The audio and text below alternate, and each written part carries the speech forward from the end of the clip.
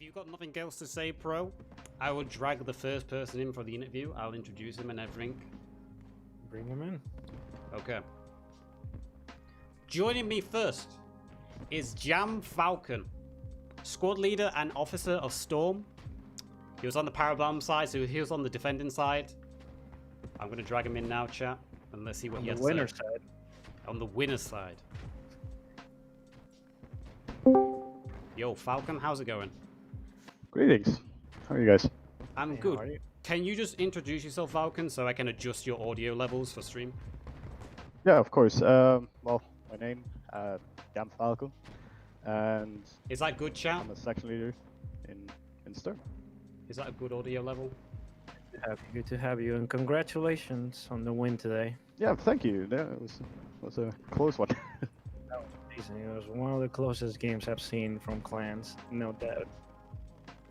Just a bit low. So Yazoo, let me know when you got the levels ready, and we can start interrogating the man. I think I'm ready. I'll throw the first question out then. Are you pleased with the results of this match? Yeah, of course. I mean, sure, we got pushed back a lot, but you know, it's always great, having some excitement in the game and really having a blast. I really thought that we were on the losing side there for a bit, and we were, but we managed to pull through. The game kind of slows down when you get down to the lower tickets, and we noticed that they, as well as us, we kind of slowed it down a bit to conserve tickets, but it was a great game. And then that is something that we mentioned when we were casting. When there were fewer tickets, you could tell the gunfire slowing down and people starting to just stay dead once they were wounded. They didn't want to give up because tickets at the end were incredibly crucial. I mean, one or two people giving up at the wrong time would have been able to tell the game one way or another. Yeah, I mean, it's really about putting everything in there and playing tactical. Covering the corners and not running across the street or putting yourself out there. Now, let me ask you something.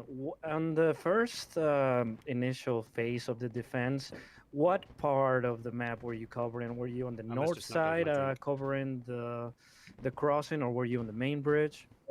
That was actually on the northern crossing, and my section was assigned to go over to the other side.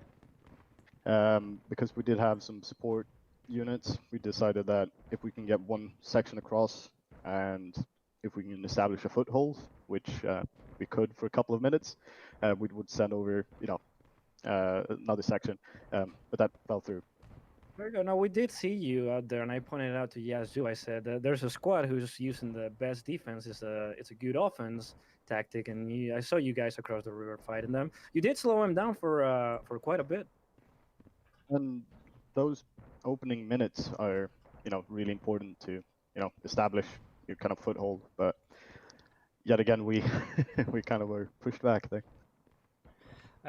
Can I ask, if it's something you're willing to tell us, what was your team's strategy going into this game? What did you have planned out? Oh, that's top secret. Hi, Hercules. No, but I'm sure every unit or every unit in the ladder, European ladder, do their planning, and they have a plan and a strategy, and they kind of everyone kind of keeps it. They keep it to themselves. But of course, I mean, being on defense, the best defense, as you said, is always a good offense, and we kind of try to see where and how they were coming in, to see if they were pushing hard up north or south, or controlling kind of the early map, and looking out for enemy activity. Was there any point, or what point in the game should I say, where you felt your strategy might not be working and things might be falling apart? And did you have like a fallback strategy? Well, it's it's Post Scriptum. It's always falling apart. I mean, everything. I mean, a plan only survives until contact with the enemy. I mean, we're we're always adapting to the enemy, and of course, if we can get the upper hand on the enemy, that's a great situation for us, but it doesn't Did always work. Did you Alright, guys Hercules. Good, man. feel the flak Good to hear. gun that was coming across the river? Because we kept pointing it out with Yazoo how they had a flak truck and a 232 that just kept hammering the north side of the forest. Did you have to live through a lot of that, or were you lucky to be away from the HE rounds? I think I got hit by it once, but I didn't pay too much attention to it. The trenches on the first point is very, very, protective, and a forest area. It's kind of hard shooting through that. But I was mainly up north, fighting off the enemies coming in. We thought it was a rally or maybe an MSP, but And that was going to be my next question. There was a point, that was a breaking point in the game where 501 was able to get a few people across the north and they were able to set first a rally and then a fob. And I feel like at first you guys didn't really realize how many people were going to be coming from the north because we were able to see like half the team, half the 501E team spawn there. So how do you guys live that? Did you guys think at first it was just a few people and then realize that it was a very big offense and had to pull everybody back? Just walk me through that if you could. well, at first we kind of noticed that our MSP up at the windmill, it kind of went down said for a this. second. Then we realized that enemy was actually behind us, so we directed a few sections, my own included, and started heading up north.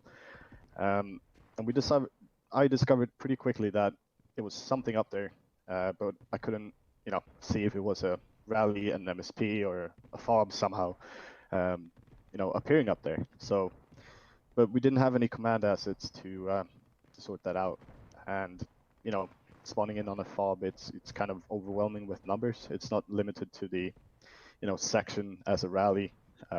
It's much more versatile and could actually spawn in the whole team.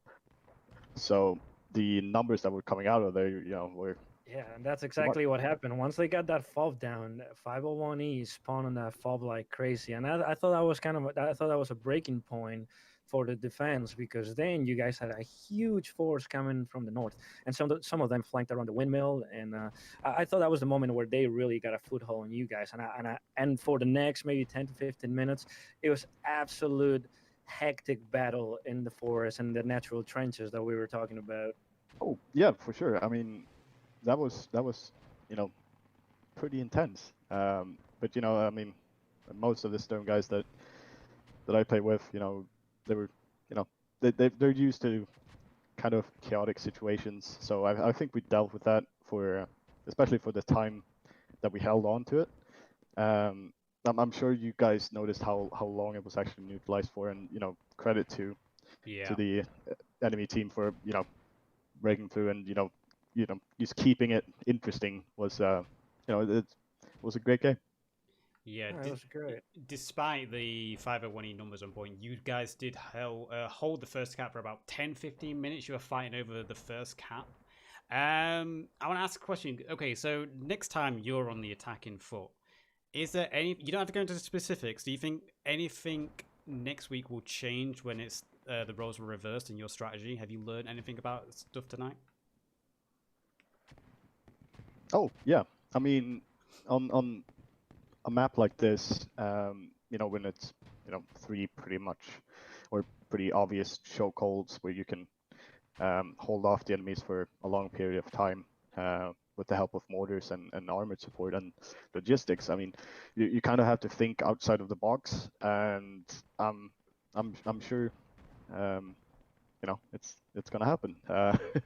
Your But mortars were absolutely on point. We noticed that you guys didn't really commit a lot of people to defending the south, but however, Guess kept that way blocked by way of mortars, Also and it then- was incredibly effective.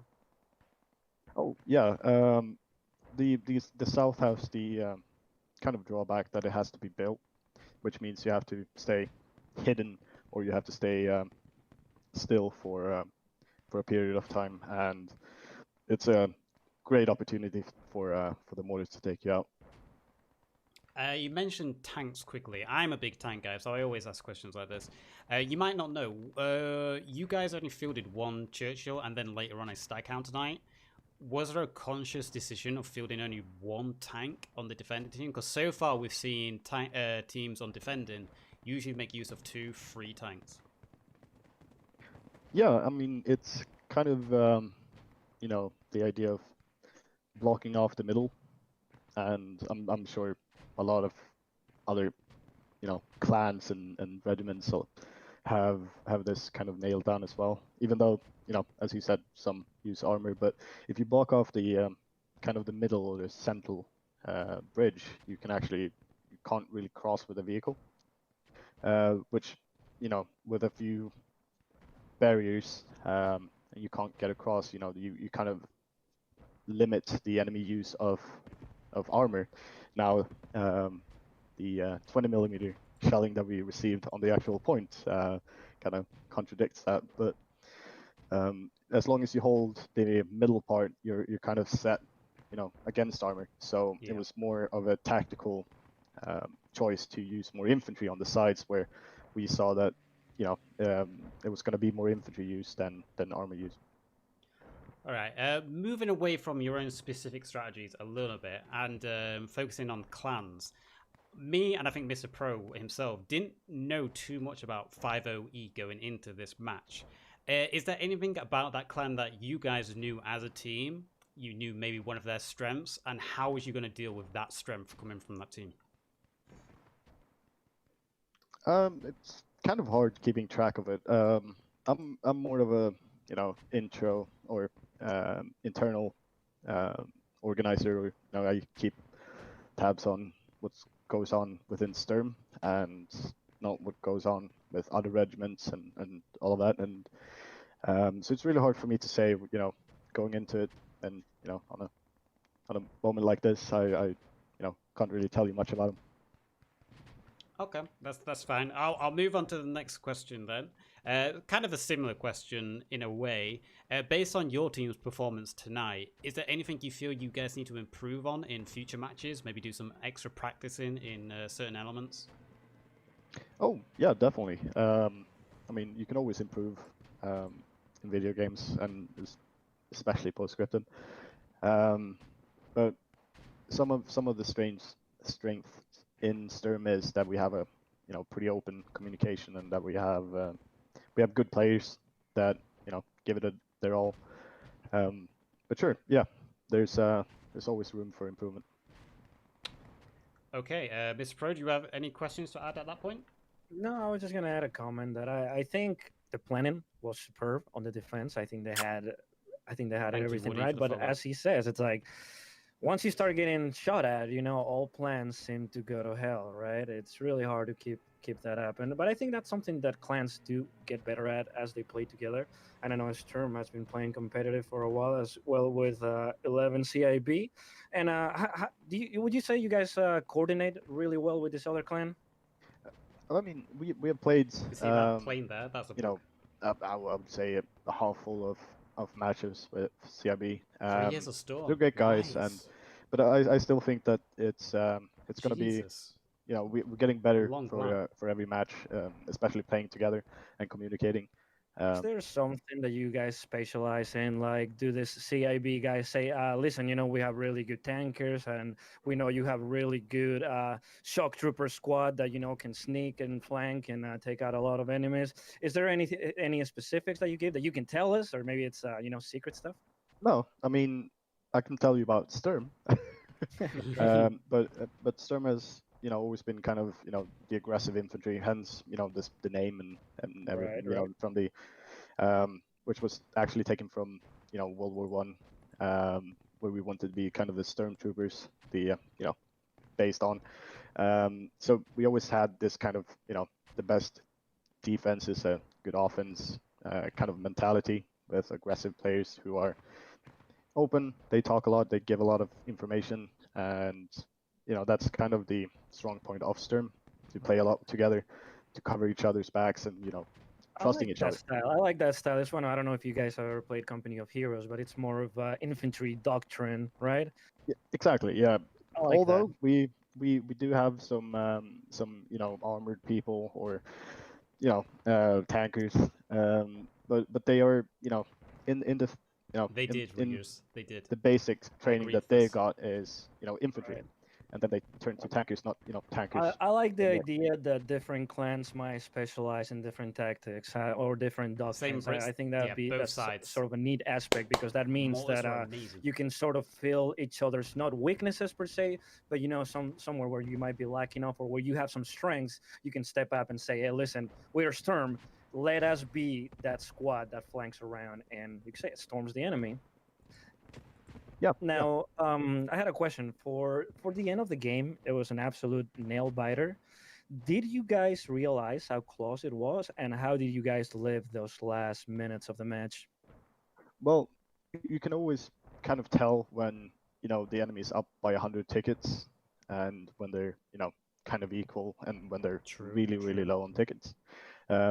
As we said in the beginning, when the match starts, you know, dying down, you either, you know, you have a surplus of tickets and you go out hunting the enemies, or, you know, the enemies start hunting you, and that means that Give you you're near the end. But if both teams kind of, you know, True, pull man. back, I got it, and I wasn't think even in the again, game. and the game really starts slowing down, True. then you know it's, you know, very you know, even when it comes to numbers. Right. Were you guys feeling confident that you guys were gonna take this victory home, or were you guys at the end saying, "Hey, they're kind of pushing us back more than we expected them to. You know, we have to be careful."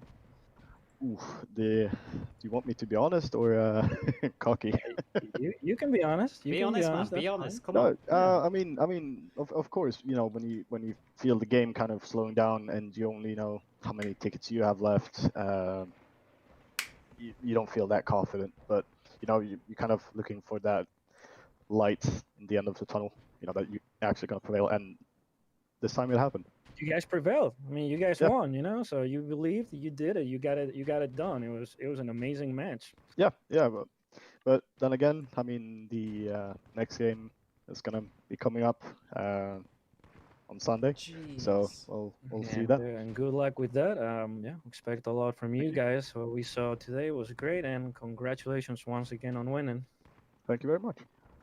Before we lose you, however, I want to ask you because it's hard for casters in this game, and I always ask this of the team members that we interview: is there anyone that stood out on either team for you that should deserve MVP? Someone you would cast your name vote forward for MVP? Who are the casters? Me and Mr. Pro. Yeah. I mean, That's Yak really, you know, being a section leader, he, you know, we spoke in direct chat, and you know, he's kind of, you know, inspired and you know supported. You know, even though I was the last one alive,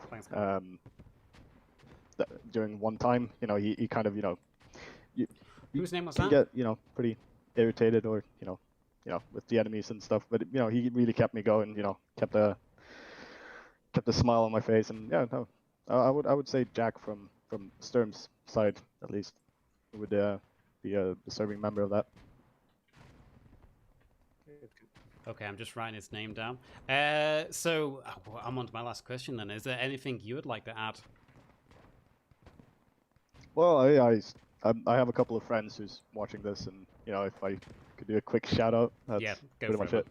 Well, of course, all the members in Sturm, you know, doing a great job tonight, and you know, still playing the game after all this time. And Goldie, of course, you know, a friend of mine. Yeah, that's pretty much it. Well, and of course to the, you know, 501st. I mean, they did a great job as well. Well, thank you, man. I've got nothing else to add. I don't know if Mr. Pro, do you have anything to add?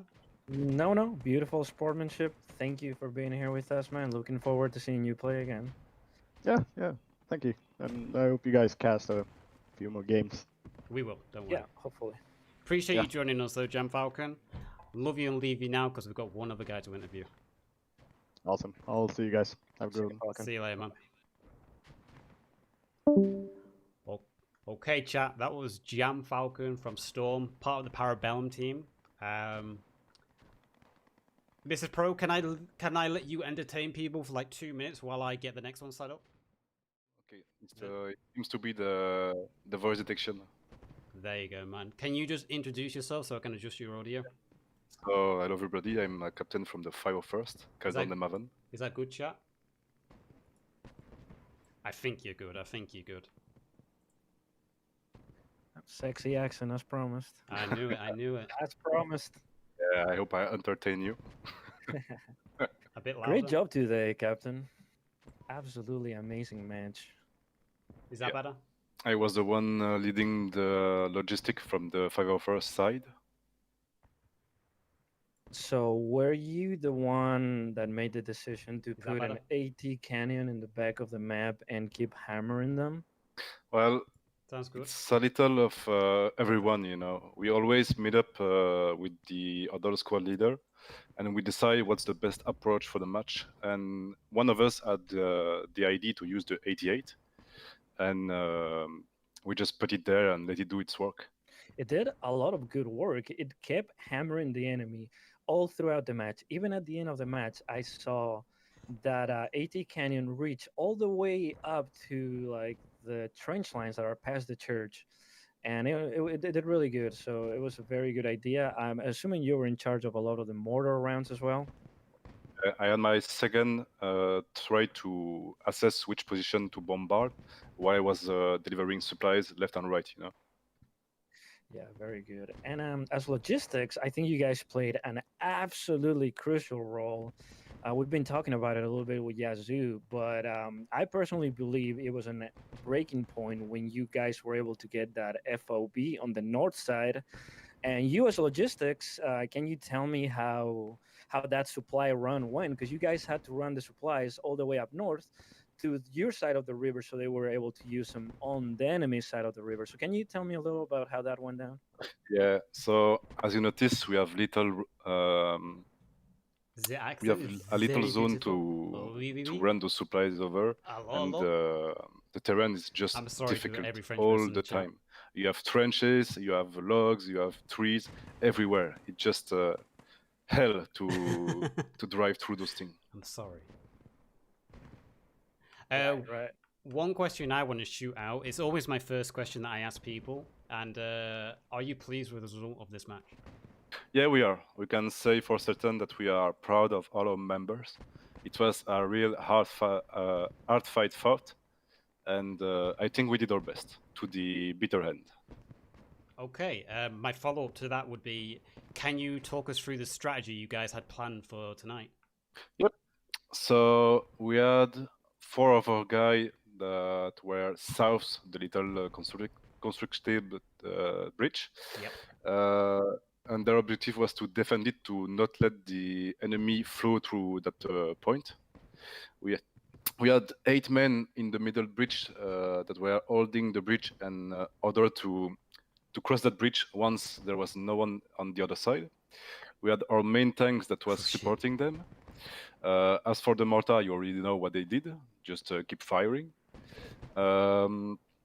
There was that guy on the 88 that was firing from afar. And we had our 2 shock trooper squad go to the north and try to break through, which they did. Okay, I know you mentioned something very interesting there that no other team has mentioned so far.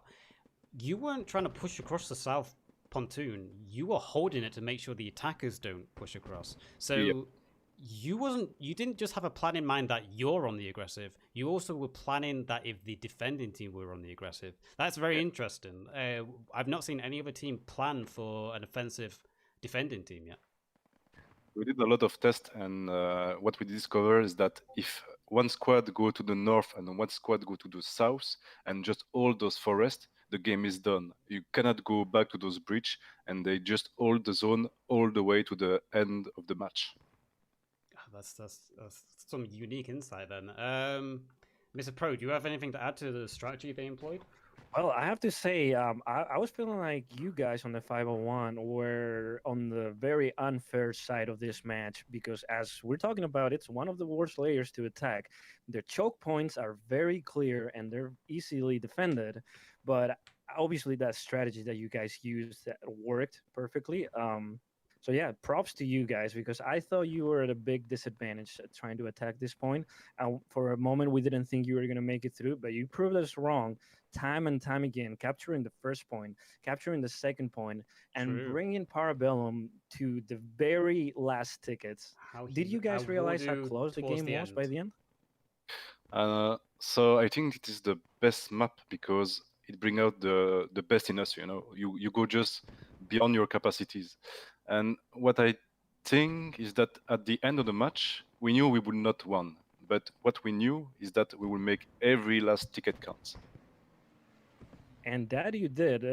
For us at the very end, it was 2-2 tickets. Like that's what you guys made it I forgot to. to ask you guys. And at some to ask point, questions after you to guys Falcon. captured the God first damn it. point, you guys were 100 I forgot tickets to ask you guys if you behind. had any questions to Falcon. 100 tickets, and you guys basically ended the match tied. Sorry, chat, my fault. So props to you for cutting the ticket difference on the second half of the game.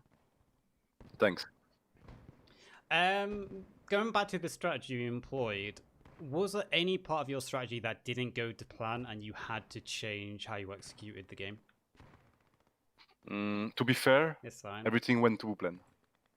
Okay, fair enough then. I'll move on to my next question. Going into this game, obviously you was against Storm and CIB, very strong teams.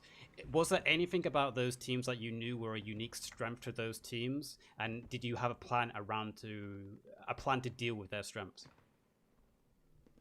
Yeah, we have some long-term relationship with the Storm. We played some friendly and competitive game with them. What I personally think and know is that they have a very, very good aim. When a Storm fire at you, it's you're dead or you take a bullet to the helmet. About the 11, we played so much with them, I think, but I can't say anything more. Okay, fair enough. Mr. Pro, do you have anything to add to that? No, not right now. Sorry. Okay. Out of guard. No, moving on then. So I saw you guys when you're using your tanks. You had a Panther and a 223. But they never crossed the wooden bridge, even though you took the first capture zone. Was that a conscious decision you made, or did you do that based on tickets left? Yeah. So as you know now, the tank cost a little more. For some of them, is the 30 tickets. So we like to save them. And what the strategy was is that the big tank was there to support the main bridge to not let anybody pass, and the little one was just to go north and south when needed to get more firepower. Okay, and going away from that a little bit, at one point, one soldier from I can't remember his name, but one person from 50E crossed the river and he went deep into the map. Was there a point in your strategy where if one guy went across, he would try find the mortar location for the enemy team? Yep. So we had some contingency plan for that. The first one was that send someone to blow them up and try to keep them from firing for even 20 seconds because 8 mortar is a hard hit. The other plan was to send some SL with their radio, so they can put a radio behind the lines and you are back that the enemy. soldier? Congrats, man. Yeah, I saw. Sorry, just to carry on from that. Sorry, Mr. Pro. I saw they did find the mortar team. I didn't capture what happened though, but I saw there was a dead Daimler and some dead mortar teams. Did one guy take out the Daimler and the mortar team, or did you call in a bomb on it? I think that a guy named Gaten, but I'm not sure. Just went there and just did the work, you know. Okay. Sorry, Mr. Pro. You continue, man. No, that's okay. I was just thinking how they said they had a strategy coming in and they executed. Was it always the plan to get a fob across the river like that? Was that always the plan in mind? Yeah. We had 2 options. One was put supplies, and when a squad leader was able, he would put the fob down with one of his squad mates. The other option was to cross with the Logitruck, but that never happened because there was always a tank or something to stop us from crossing the middle bridge with the vehicle. the terrain itself doesn't help. And yeah, the middle bridge was absolutely covered by Churchill for most of the game No, big until you problem to guys find were us. able to take it down with a really, really good Stuka. That also helped you guys shorten the ticket difference. And what I want to know, were you guys like really excited or happy when that fall finally came down or came up on the north side? Yeah, it is always a big relief, you know. Just you have one main spawn that gives the whole team the abilities to spawn to the other side, you know. Right, I saw you guys just spawn in mass over there, and I know this is something to take into consideration when being an attacker in sort of map like this. You have to make sure that you don't lose heart in a way, right? Because after pushing 5 times, you might be okay, but What but five? after You pushing wore for 10 like times and 10 getting minutes, killed, my guy. your people might start being like, you know what, I'm not as excited about doing this as before. So I'm glad you guys were able to get across and get that fall finally. Which, like I said, I still agree to right now. It was the breaking point for you guys to were able to get across. Yeah. For the losing morale, we always help each other, you know, morally speaking. We always tell the other squad leader to keep going, keep having faith in the victory, and to Nice. tell their squad mates, you know, because we move as a team, as one, not as individuals. I love that. I love that because a lot of teams, might want to get focused just on objectives and wins and kills. But I love that you guys support each other, even if you're dying, even if you're losing. It's about keep trying as a team. And I think that really showed today because at no point did your team like push get the feet off the throttle, if you know what I mean. We kept saying that at some point you might want to play conservative to not lose as many tickets, but we saw your team prove us wrong once and again. You guys captured that the second point and then kept pushing onto the church and got it so close at the end. And I love that you guys never lost your morale, never lost your spirit, and kept fighting until the very end. Yep. So we really like to have some difficulties, you know. There is no fun on no, how do I say? You don't feel gratified by winning a game easily, you know. You want some difficulties in front of you, and that's what we seek always. That's a great attitude to have. I was talking to Yazoo. I was saying, do you think 501 thinks this is an unfair match because they have to attack this point? And Yazoo told me it's like, no. From what I've heard, they were confident that they were able to get past this point the whole time. You guys knew, and I love that confidence, and I love that you guys were able to execute. As Yazoo, I didn't know much about your clan before this game, but from now in the future, I'm really Never gonna be listened to- looking I ask viewer forward questions to at the seeing end. your guys' matches. Something I want to add, and it continues with what has just been said over the last couple of minutes, is after you took the first objectives, you didn't delay. You kept pushing forward. A couple of squads went around on the north side. Some pushed through to the south. You had one squad already on the church, while other squads were pushing to the second camp. It was incredible. So, in your mindset, even though you only had about 50 tickets left after you took the first cap, was you just going to keep fighting no matter what until your tickets run out and try to get as much as possible? Yep, we're not gonna let anything go. We're not gonna become weaker because we see our tickets dwindling. We're gonna fight to the bitter end, like I said, and until the last man. You saw it there in the corner. Yeah, even though today you guys technically lost, I see it as an absolute moral victory. And absolutely, you guys are putting your foot down in this tournament and saying, hey, we're here and you have to be careful with us because even if you give us a difficult situation, as a matter of fact, you give us a difficult situation and we're going to thrive even more. And I love to see that. And I think you guys are going to bring really good matches to this tournament and really good competition. Yeah, going on to my next question then. On tonight's performance from your team, is there anything you feel you need to improve on as a team?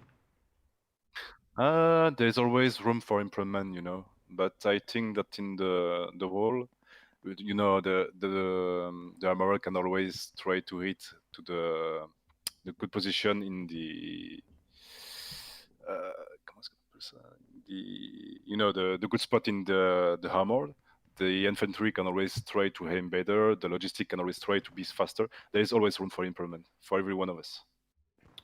Okay, I'll move on to my next question then. you personally, do you feel anyone stood out on either side that you would award MVP to tonight? The only one I can think about is the SL of the Northern squad that put the fob down, because that was the turning point of the game. His name is Captain Jack Ramirez. Ramirez, that's correct. Yes, him and Yeah. his radio man were able to sneak through that bush line on the north side and get that rally. That was crucial. So, I would agree with that. That would probably be one of the MVPs because he had one of the most impactful moments of the game. 100%. I'll move on to my last question before I think that's a couple of viewer questions. Is there anything you would like to add yourself before we move on to the viewer questions? I think that we are all of us quite happy to have played another game with the Storm, and a hard one and a hard battle fought. So thanks to them for this match. Okay, then viewers, if you have any questions, now's the time to put them in the chat. Sorry to Jack Falcon, I forgot to ask any questions from viewers to him. Sorry about that. I think one question was the 88. I don't know if you'll know this, but how did the 88 operate? How was it rearmed and stuff? For the 88, there was a squad of 2, so 1 spotter and 1 gunner, and they train like crazy. Just so you know, we were able to shoot Armored to the west side of the city with that 88. Okay, and one question is like, how did you guys rearm it? I don't play logistics, so To rearm it, we asked the admin of the ladder if it was possible to get a repair station on it. So we put a repair station, we destroy the repair station, so it does not become invincible, you know. And once it's resupplied, the repair station goes down, and then when it's again empty, we rebuild another repair station and destroy that one again. I get it. So you build a repair station, rearm the gun, destroy the repair crane, go get more supplies, then back and forth like that. Yep. Okay. If only there was a button to rearm like the rest. Like mortars, yeah, you can rearm mortars, right? Yep. Is there any more questions in chat before I let? How do you pronounce your name again? I'm sorry. Keldorn de Maven. Keldorn de Vaverman. Yeah, close it's enough, hard. right? Captain Keldor. Close enough. I don't think there's any more questions in my chat. Is there any from you, Mr. Pro, or any questions you want to ask? I got nothing but praise. I got no questions, just praise for the man and the Close. 501.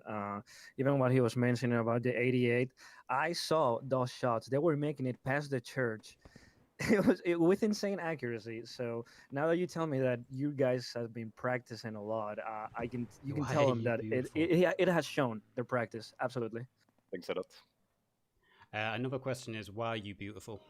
Oh, you're beautiful. Oh, thanks, man.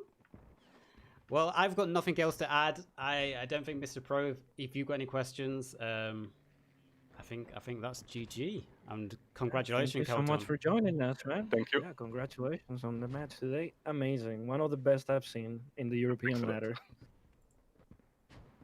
Yeah, I'll love you and leave you, man. Thank you for joining us. See you. See you, man. Right, chat. So great people, Yazoo. People with a plan. Great People indeed. with a lot of sportsmanship. People who respect the other clans. People who support the other teammates and know what they're coming into. Know not to lose the MVP time, morale. peeps. I was really impressed by what he said. It's like, no, everything went according to plan. We had a plan and we executed it. And a lot of times when we were watching from above, it doesn't look like that, right? Because it's a crazy battle. It's a crazy chaotic battle. Exactly. I'm just going to set up the MVP poll in chat at the moment. So if I don't reply, Mr. Pro, I am listening. I'm just setting up the MVP vote for chat. No problem. So by all means, keep going ahead. Give me like 1 minute. No problem. You do your thing. I think if I was to pick an MVP myself, it would be Jack Ramirez from the 501. I've said it 1,000 times, and I said it once again. That rally on the north and that FOB that followed was crucial to the game, and he was the one that was able to sneak in there. So I would give it to Jack Ramirez personally. Yeah, that is going to be one of my names. So far my names, I've got Jake Bradley, who was the AT gun, Ramirez, who placed down that rally, and Two then people from the 501. yeah, and then on the Para Bellum side, I've got Stat QUO, which I think Cool. is an officer for SIB, and then I've got Jam Falcon as well, who was the squad who held the North for a long time. Stat crew. I'm just putting in the names, chat, and then you guys get to vote. So you said that the French clan is playing again on Sunday. Let me double check. The vote is now up in chat. If you want to go vote for MVP, we've got Jack Bradley, Ramirez, Stat Quo, and Jam Falcon, 2 from both teams. And let me have a look of when the next game is. Yeah, I won't be able to cast on Sundays, but I will try to watch your bot because I'm looking forward to seeing this all these clans now. I hadn't cast a match in a long time, but it is exciting to see them again compete. I really think there is a side of competitive Post Scriptum that you just don't get to see in public matches, and I love seeing the title battle turn. Okay, so yeah, so the follow-up to this, the rematch where Para Bellum is attacking, will be on the 15th of November. I won't be casting that game. It does have 2 casters from T. Antis from 1st AL and Lieutenant Bryan from 1st RB. They'll be the casters for the follow-up match for this. And I will be casting the Para Bellum game against Cole FR, another French team, which is the first round 4 team on the 20th of November, so next week. So it's a busy weekend of lots of games. Other people will be casting. The follow-up to this, as I said, will be on Sunday, where Para Bellum is on the attack, so make sure you watch that. Can you vote for your squad leader? Yes, you can. My MVP is like the American elections. If you want to rig it, rig it. You know, I don't mind. You can vote for who you want. It's a 5-minute vote, so go vote. Who you said you would vote for Ramirez, right? In your MVP? I think Ramirez would be the MVP that I would choose. Yes.